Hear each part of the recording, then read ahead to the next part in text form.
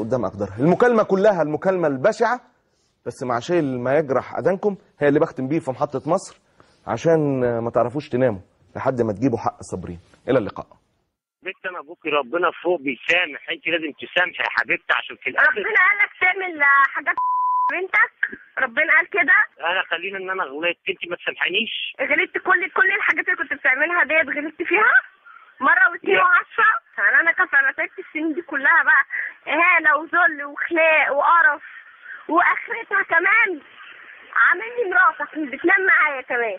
كل اللي حواليك اي حد هيعايرك بالكلام ده يا بابا.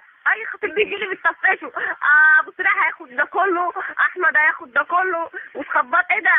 انا ما شفتش اب كده. معلش يا بابا، الحمد لله اللي هي جت على كده. الحمد لله اللي جت على كده. اخرتها كمان بتقول لهم كنت شارب، وانا اكتر واحده عارفه انك ولا كنت شارب وجاي فايق ولا شارب اي حاجه. والله كنت شارب يا حبيبتي، وانت يا بابا حقك عليا، والحمد لله اللي هي جت على كده يا بابا. انت لو انت في اب بينام مع بناته؟ يا في اب بيعري بناته؟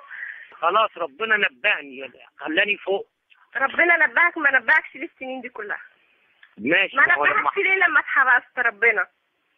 لما حصل كده ما هو ما فيش اكتر من كده، عشان كده ربنا نبهني. اقول لك حاجه، انا مش عارفه بعد اللي انت قلت اقول لك يا بابا ولا اقول لك يا ايه. كان ابويا اللي هو ابويا قال لي اللي دي مش بنتي، انا بقى مش عارفه انا بنتك ولا مش بنتك. ما تحطنيش في موقف ان انا اتاسف لك.